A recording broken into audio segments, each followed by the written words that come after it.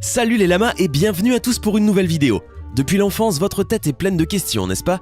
Je suis heureux de vous dire que la plupart de ces questions ont une réponse. Donc dans cette vidéo-là, je suis sur le point de vous révéler les plus grands secrets de l'univers. Baliverne. Bon, ce n'est pas grave. Je vais plutôt répondre maintenant à 10 questions improbables que vous vous êtes certainement déjà posées. Installez-vous confortablement et voici 10 questions stupides aux réponses très intéressantes. Si vous voulez gagner des cartes Google Play à la fin du mois, n'oubliez pas qu'il vous suffit d'être abonné à la chaîne. N'hésitez pas non plus à liker la vidéo et à activer la cloche des notifications. Voilà, comme ça, c'est parti!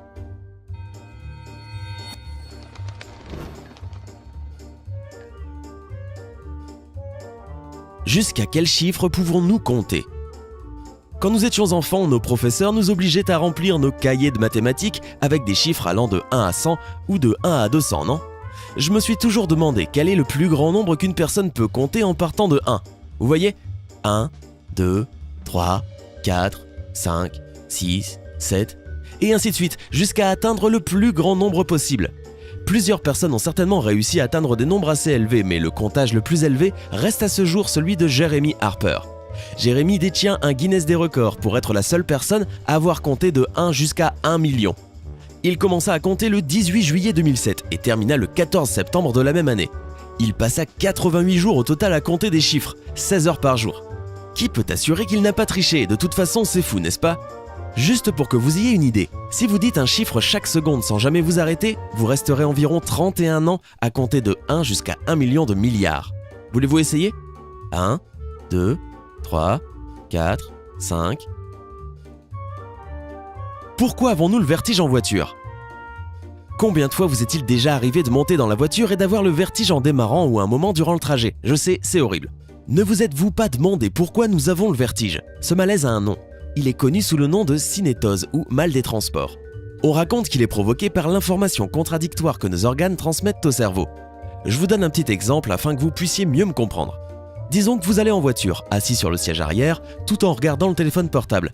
Votre oreille interne et certains membres de votre corps détectent le mouvement de la voiture, mais vos yeux ne voient aucun mouvement. Ils ne voient que l'écran de votre téléphone portable. À ce moment-là, le cerveau essaie de comprendre ce qui se passe, il devient complètement confus et tandis qu'il organise tous ces signaux contradictoires qui lui parviennent, vous finissez par avoir le vertige. Ainsi, quand vous faites un long voyage en voiture et que vous avez l'habitude d'avoir le vertige fréquemment, essayez de fixer vos yeux sur des objets en mouvement, comme d'autres voitures par exemple. Ou bien vous pouvez également fixer l'horizon, je vous garantis que cela vous aidera. À quoi rêvent les bébés? Je crois qu'il n'y a pas plus tendre dans l'univers que de voir un bébé qui dort. Vous êtes-vous déjà demandé à quoi rêvent les bébés? De longues promenades en poussette, de faire caca partout sans que maman ne dise rien, de pleurer sans aucune raison? Nous les adultes avons des souvenirs et des expériences, non? Si les bébés n'ont pas beaucoup de souvenirs, alors de quoi rêvent-ils? En l'an 2010 fut menée une étude intéressante qui montra que les bébés rêvent de stimuli sensoriels.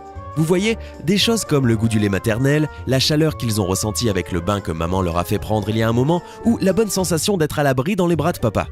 Ce n'est qu'après 18 mois que les bébés commencent à rêver de choses plus complexes qui ont un sens. Donc bien qu'il n'ait pas un long historique de grands souvenirs, ils ont déjà expérimenté des sensations, et leurs rêves se composent déjà de ces sensations-là. C'est super, n'est-ce pas? Je pense quand même toujours que rêver de caca doit être l'un de leurs rêves les plus récurrents. Où va la graisse que nous perdons? Au début de chaque année, vous planifiez le même objectif habituel, perdre quelques kilos et se remettre en forme. Si vous y êtes déjà parvenu, je vous félicite. Mais ne vous êtes-vous jamais demandé où part toute cette graisse que vous avez perdue en maigrissant? Comment est-elle sortie de votre corps et de quelle manière? Sort-elle avec la sueur? Va-t-elle dans votre urine? Qui sait? Certaines personnes pensent que cette graisse qui se perd se transforme en énergie ou en chaleur pour votre corps. C'est faux.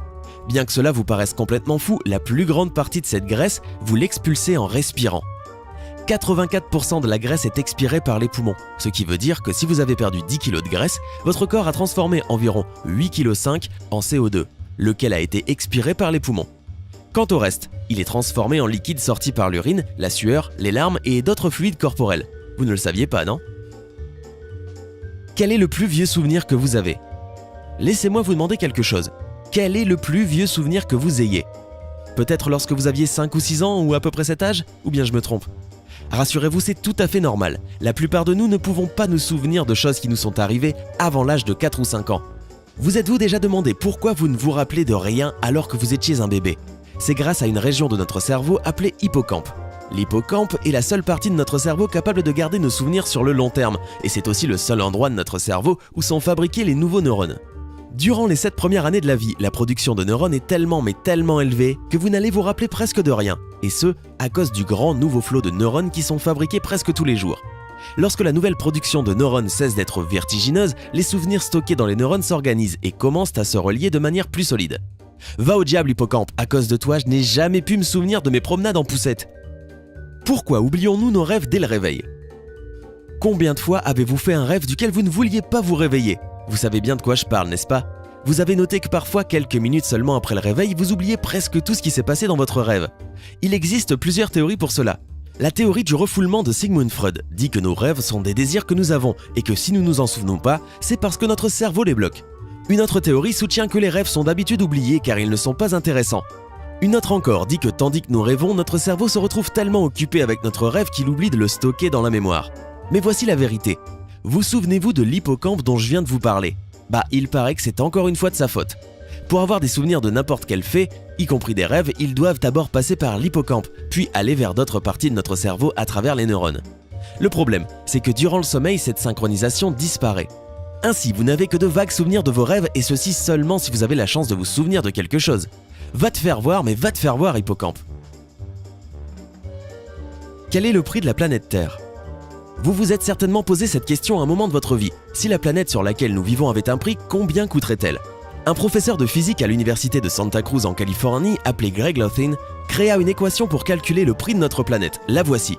L'équation comporte la taille de la planète, l'âge, la température, la masse et d'autres facteurs cruciaux. Savez-vous quelle a été la réponse à cette formule? Que si la Terre avait un prix, elle vaudrait entre 4 à 6 quadrillions de dollars. Oui, c'est beaucoup et ce n'est pas tout. En ayant une formule du prix de notre planète, il a pensé qu'il pouvait calculer celui des autres planètes. D'après sa formule, savez-vous combien vaudrait la planète Vénus? En raison de ses conditions de vie presque nulles, Vénus vaudrait 1 centime. Bon, certains se sont insurgés et ont déclaré que la formule de M. Lothin était pas la bonne. Mais peu importe si la formule de M. Lothin est la bonne ou mauvaise, je pense que notre planète ne pourrait pas être mesurée avec une terminologie monétaire, ne trouvez-vous pas? Toutefois, si on vous pose la question, dites fièrement que la Terre vaut entre 6 et 4 quadrillions de dollars. Pourquoi les girafes ont de si longs coups? Depuis que nous sommes petits, nous avons appris que les girafes ont de très longs coups, mais peu de gens savent pourquoi c'est ainsi. C'est plutôt très intéressant de savoir que le cou de cet animal, comme notre cou, est composé de 7 vertèbres. Mais ces vertèbres, contrairement à celles des humains, sont beaucoup plus grandes. Vous savez sûrement qu'il y a quelques animaux herbivores vivant en Afrique. Bien, dans l'environnement où elles vivent, il y a de sérieux problèmes avec la végétation qui est minime au niveau du sol. Mais pour les girafes, comme vous pouvez l'imaginer, ce n'est pas un problème. Leur long cou leur permet sans problème de manger les feuilles de grands arbres et de ne pas s'inquiéter du manque de nourriture. Quelle est la résolution d'un œil humain? Notre œil est plus complexe que n'importe quel appareil photo actuel. Mais vous êtes-vous déjà demandé combien de mégapixels existent-ils dans un œil humain? La résolution de l'appareil photo de votre iPhone est de 12 mégapixels, non? On estime que la résolution de votre œil est de 576 mégapixels. C'est intéressant, ne trouvez-vous pas? Le magazine BBC Focus a sorti ce calcul en multipliant le nombre de boutons et de cônes que nous avons dans notre rétine et en prenant en même temps d'autres facteurs qui entrent en ligne, comme les mouvements verticaux et horizontaux de notre globe oculaire. Voilà, tout simplement. Ils ont cependant affirmé très clairement que l'œil humain ne peut pas avoir une résolution exacte, car il reste concentré sur une image fixe. 576 mégapixels, c'est toutefois un chiffre assez proche. Les poissons ont-ils soif? Les poissons ont-ils soif? Si vous pensez que parce qu'ils vivent dans l'eau, les poissons n'ont pas soif, alors vous vous trompez. Comme tous les êtres vivants, ces animaux doivent boire de l'eau pour vivre, qu'ils soient des poissons de mer ou d'eau douce.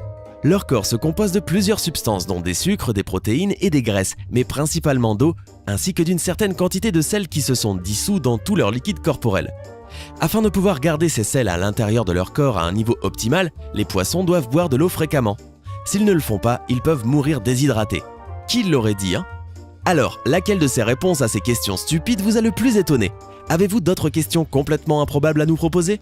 N'hésitez pas à nous le dire en commentaire, les plus intéressantes nous aideront à vous préparer une prochaine vidéo. Hey, c'est tout pour aujourd'hui. Si vous avez aimé la vidéo, n'oubliez pas de la liker et de la partager avec vos amis. Et si vous êtes nouveau sur la chaîne, n'oubliez pas de vous abonner et d'activer la notification. Bye bye!